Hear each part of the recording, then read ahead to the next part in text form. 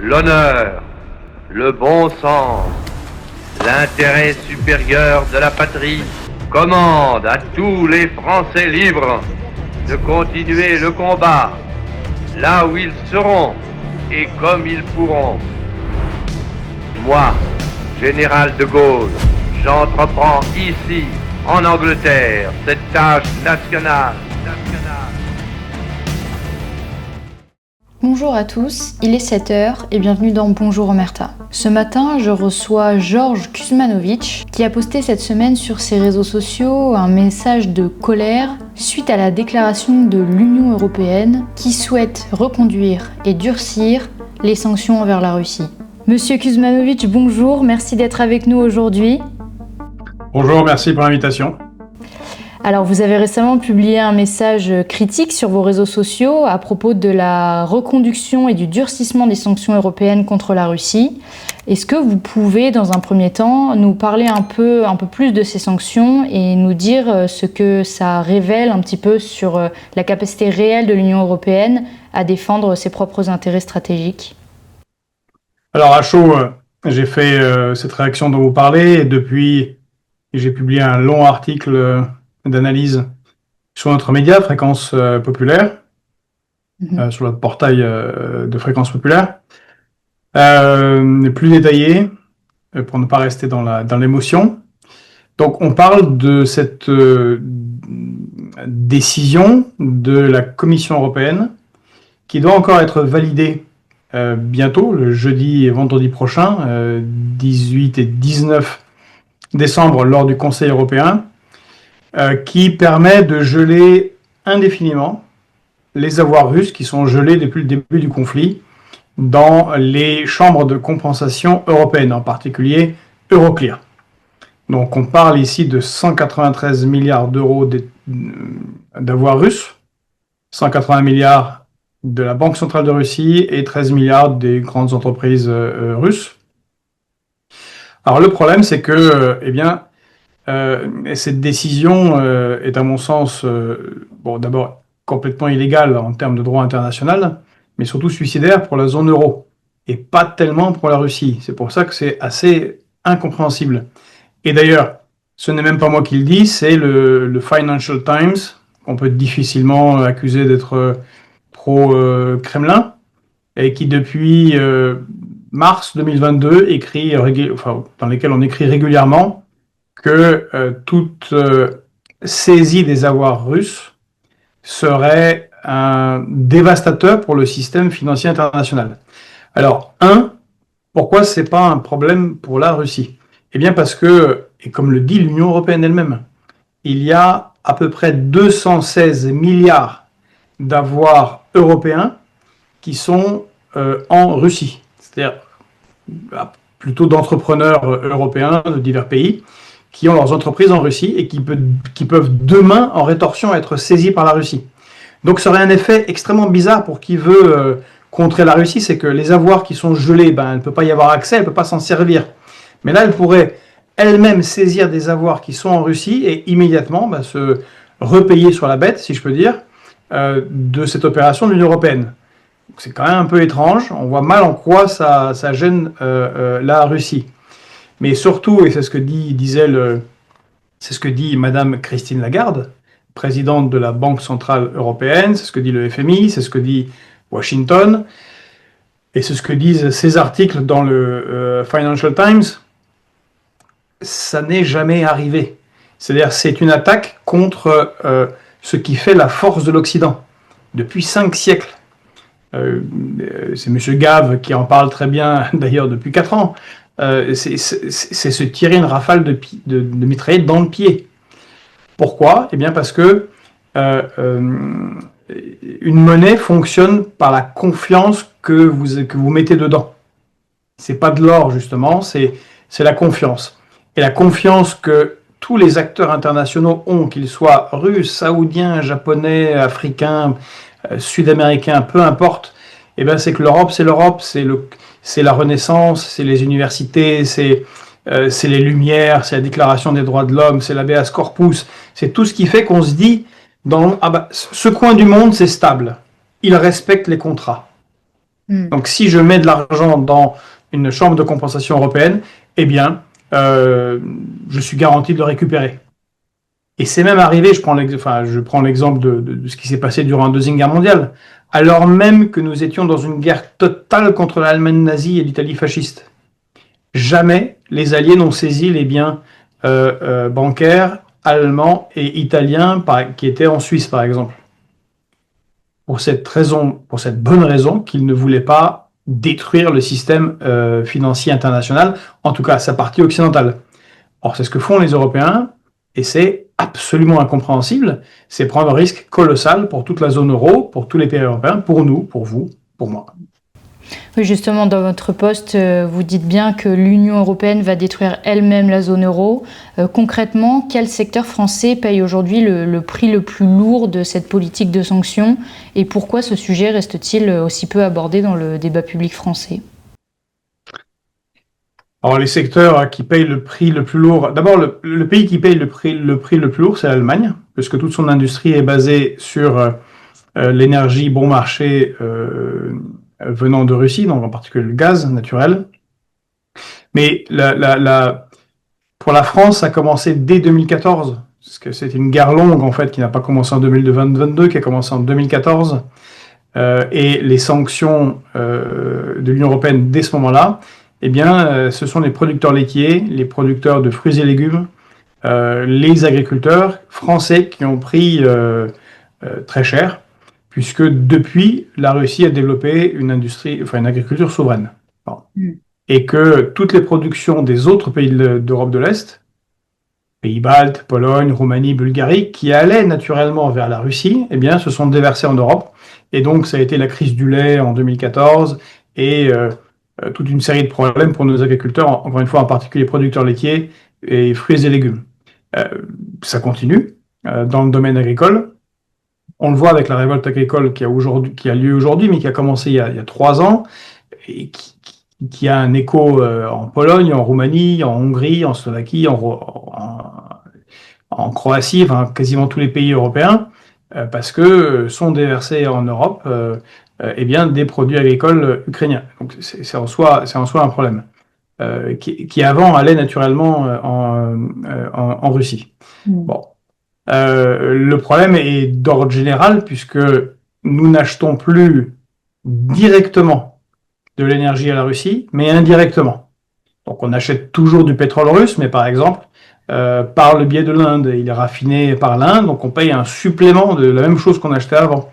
On achète évidemment des hydrocarbures, en particulier des gaz naturels, des gaz liquéfiés GNL américains, 3 à 4 fois plus cher que ce qu'on payait avant. Mais non seulement cela, mais on achète toujours, et on a augmenté nos achats de gaz liquéfié russe, ce qui est complètement ahurissant. Et donc évidemment, nos industriels et les citoyens en payent le prix, et on le voit tous les ans. Pour les citoyens français, les simples citoyens, en 2022, c'était 12 millions de Français qui ne se sont plus chauffés l'hiver. Puis ça a été 14 millions en 2023, puis 16 millions en 2024. Et donc, on a un accroissement de ceux qui n'ont plus réellement accès à l'énergie. On l'a vu avec les PME, les petits artisans. Le gouvernement a dû faire des chèques et trouver des solutions pour compenser l'augmentation des coûts de l'énergie qui sont pour certaines entreprises intenables. Donc voilà, c'est comme ça que cela coûte. Alors pourquoi c'est multisectoriel l'effet. Il y a des entreprises comme Duralex qui utilisent énormément d'énergie, les pneus Michelin qui utilisent énormément d'énergie, donc pour ces entreprises, c'est très coûteux. Et après, pourquoi on n'en parle pas ? Parce que si on en parle, ça fait pro-russe. C'est dire qu'il y a un effet backlash des sanctions qui en fait pèsent plus lourd sur les Européens qu'elles ne pèsent sur les Russes. Et c'est Monsieur Jancovici, lui aussi, Monsieur Jancovici, on peut chercher beaucoup, mais il y a très peu d'acquaintance avec Vladimir Poutine et le Kremlin, qui dès le début du conflit avait dit mais on ne peut pas transvaser 40% d'apport de l'énergie dans toute une zone euro d'un coup, en un claquement de doigts, même en plusieurs années. Ça va avoir des effets assez douloureux pour l'économie. Bon, il avait raison, et c'est exactement ça. Mais encore une fois, le fait de geler les avoirs russes indéfiniment et donc de facto de s'en saisir, puisque l'idée des Européens derrière cette opération, ils vont pas se prendre les biens. Ils vont considérer qu'ils sont gelés indéfiniment et que ça sera remboursé par les Russes quand les Russes auront perdu la guerre, ce qui n'est pas exactement ce qui se passe sur le terrain. Et qu'en attendant, les Européens vont pouvoir donner de l'argent à l'Ukraine, à Kiev, qui sera adossé à ces avoirs gelés indéfiniment.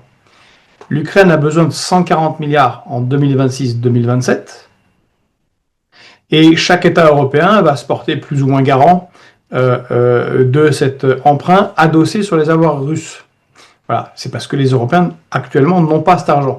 Donc c'est pour continuer la guerre qu'ils font cette opération qui, encore une fois, l'effet principal est qu'elle va porter un coup à la crédibilité de l'euro, de la zone euro et des économies européennes comme stables, fiables et auxquelles on peut faire confiance. D'ailleurs, j'en veux pour preuve que le Japon, qui a lui aussi des avoirs russes, a immédiatement déclaré, comme les États-Unis, qu'il ne toucherait pas qu'il ne ferait pas la même opération que les Européens.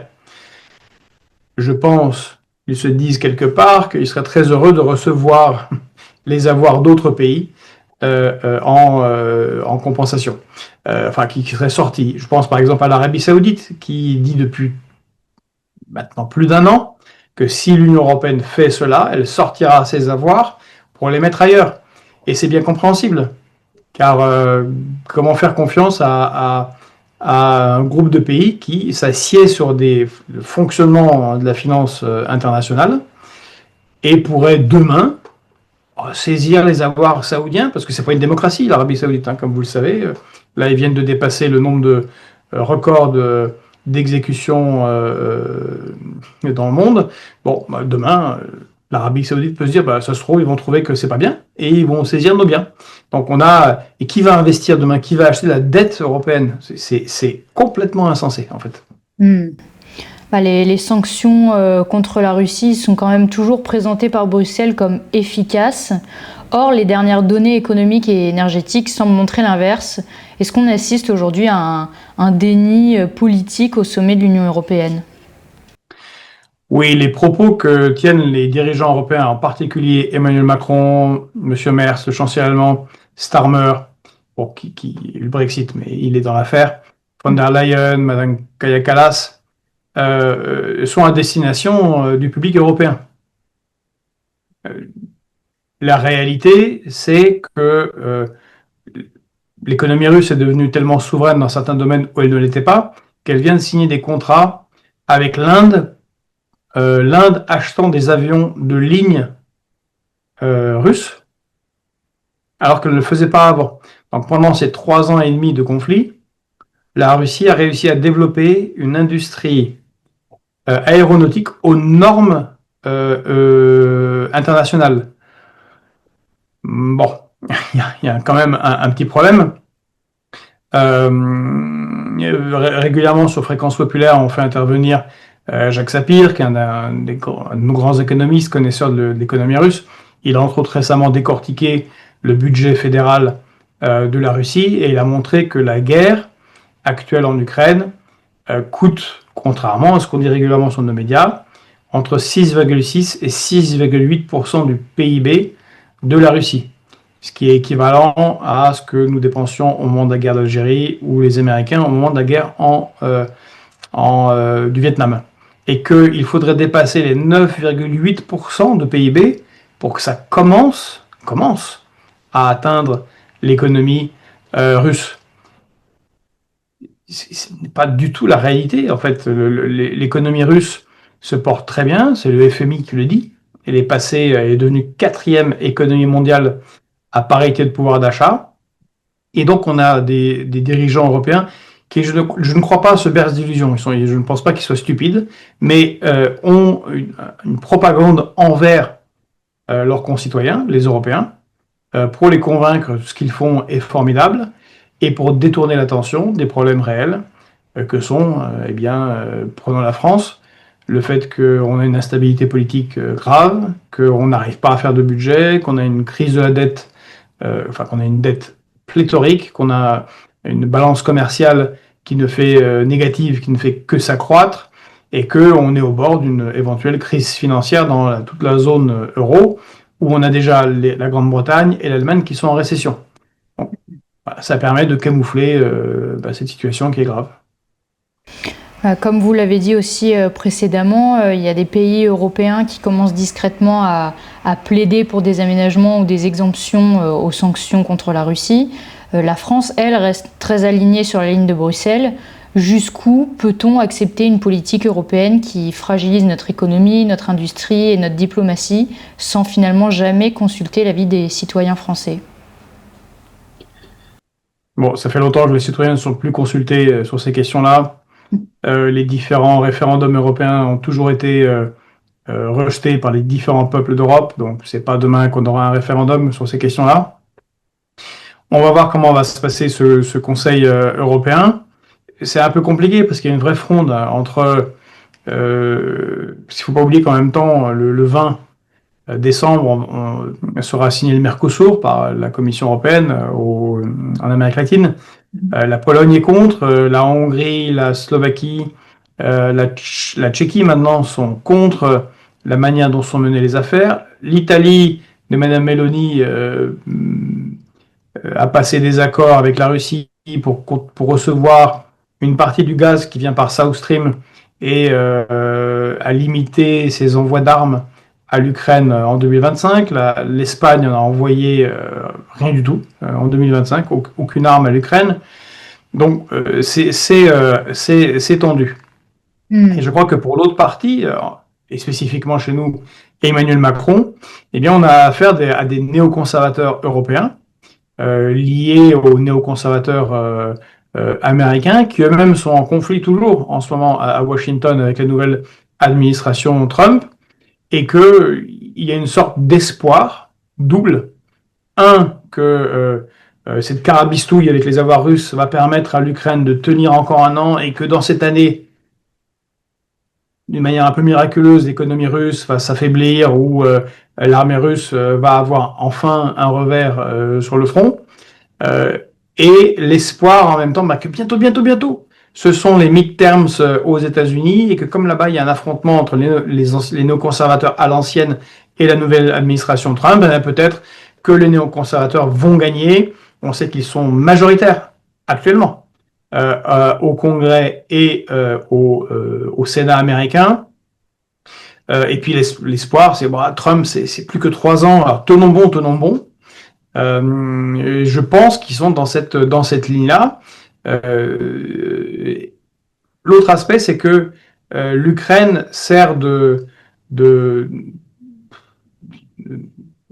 bouc émissaire, de victime expiatoire à la construction d'une Europe fédérale, qui est quelque chose qui est très très voulu par la Commission européenne et par Emmanuel Macron, qui est le chantre depuis qu'il a été élu en 2017 lors du premier quinquennat de la souveraineté européenne, c'est-à-dire de la fin des souverainetés nationales et de la création d'un super État européen. La guerre en Ukraine par la peur de la Russie qui envahirait l'Europe, la menace à nos frontières et tout ce qui est répété à l'envi depuis 3 ans et demi, eh bien, crée les conditions, en tout cas, ils espèrent créer les conditions psychologiques pour que les citoyens en Europe acceptent cette évolution sans être consultés. C'est bien ça le souci. Justement, pour terminer cette émission, est-ce que vous auriez un message à faire passer à nos auditeurs et aux Français en général sur la situation actuelle et la manière aussi peut-être de penser et de s'informer aujourd'hui ? Je pense qu'il y a en ce moment une offensive anti-liberté d'expression qui vient de l'Union européenne, en particulier par cette commission créée ex nihilo, cette nouvelle instance européenne qui est European Democracy Shield, le bouclier démocratique européen, présidé par Madame Loiseau, la macroniste Madame Loiseau, et qui vise à contraindre la liberté d'expression.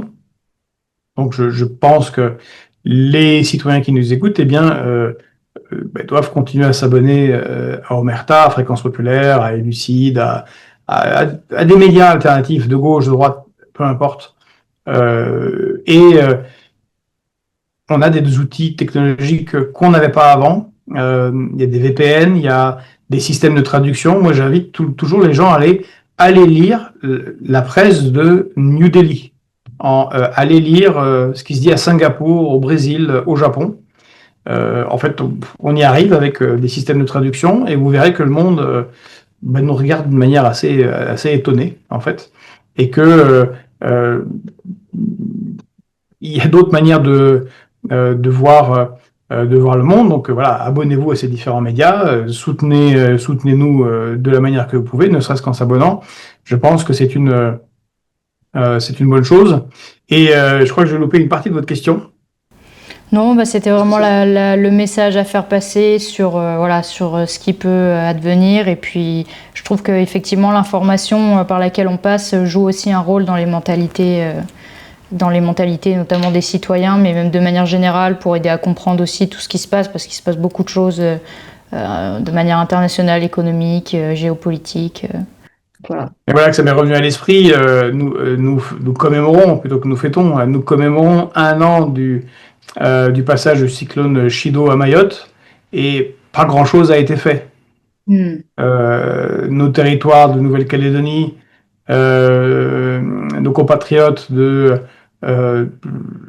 Martinique, de Guadeloupe ont toujours des problèmes d'accès à l'eau. Nos agriculteurs sont en révolte parce que le gouvernement a à nouveau fait n'importe quoi par rapport à la crise actuelle sur nos bovins. Il y a énormément de choses dont on doit s'occuper dans notre pays. Les jeunes ont une grande difficulté d'accès au logement, de s'installer dans la vie, d'avoir un salaire qui permet d'en vivre dignement, en particulier les agriculteurs. C'est pas étonnant que la natalité soit en berne. Il y a énormément de choses dont on doit s'occuper dans notre pays. Ne parlons pas de l'insécurité et de tout un tas d'autres problèmes. J'ai dit tout à l'heure déjà de la dette, de nos services publics qui s'effondrent, de la régulation d'une manière ou d'une autre de l'immigration, pour aller s'occuper de trouver 2 milliards par mois en France, de facto, parce que c'est ça la conséquence, 2 milliards par mois pour la France, à envoyer en Ukraine, où il y a énormément de corruption, on ne sait pas où tout cet argent finit, pour une guerre qui est déjà perdue. Enfin, on est vraiment... c'est complètement insensé. Voilà. Donc, pour ceux qui nous écoutent, ne nous croyez pas sur parole. Allez vérifier, lisez, croisez l'information, et puis faites-vous votre opinion. Puis demandez-vous pourquoi est-ce que certains font en sorte que l'information soit muselée. Monsieur Kuzmanovic, merci beaucoup d'avoir été avec nous aujourd'hui et de nous avoir partagé votre expertise. On espère vous revoir prochainement sur Omerta. Merci à vous. Bonne journée. Et merci à vous d'avoir regardé cette vidéo. Je vous dis à demain pour une nouvelle thématique avec un nouvel invité. En attendant, je vous souhaite à tous une excellente journée. À demain.